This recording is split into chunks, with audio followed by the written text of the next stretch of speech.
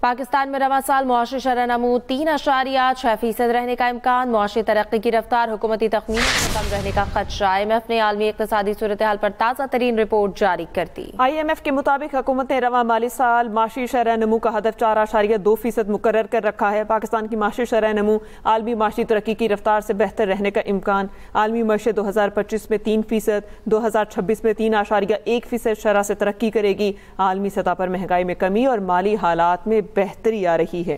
اس پر بات کریں گے ارشاد انصاری سے۔ جی ارشاد بتائیے گا۔ جی دیکھیں، IMF کی طرف سے جو ہے نا یہ رپورٹ جاری کی گئی ہے، اس میں یہ پیشن گوئی کی گئی ہے کہ پاکستان میں جو ہے وہ ممکنہ بلند تیرف اور غیر یقینی صورتحال جو ہے وہ پاکستان سمیت عالمی معیشت کے لیے جو ہے وہ خطرہ ہے۔ اور اس رپورٹ میں پاکستان کی طرف سے پاکستان کے حوالے سے یہ کہا گیا کہ معاشی ترقی کی رفتار جو ہے وہ حکومت کی طرف سے جو تخمینے لگائے گئے تھے اس سے کم رہنے کا امکان ہے۔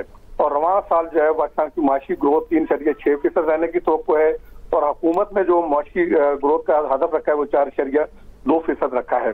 البتہ ان کا یہ کہنا ہے کہ پاکستان کی معاشی شرح نمو عالمی معاشی ترقی کی رفتار کے حساب سے جو ہے وہ بہتر رہنے کا جو ہے وہ امکان ہے۔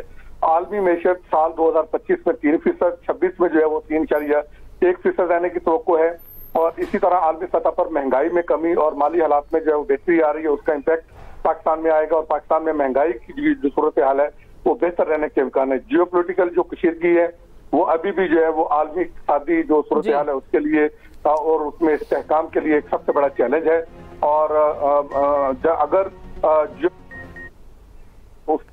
خطے میں جو ہے وہ معاشی صورتحال جو ہے وہ بہتر ہوگی، یہ جو IMF کی طرف سے رپورٹ جاری کی گئی ہے اس میں یہ کہا گیا، اور اس میں یہ بھی کہا گیا ہے کہ اعتماد کی بحالی اور سازگار مالی اور اعتماد کی بحالی بہت ضروری ہے۔ ارشاد انصاری آپ کا شکریہ۔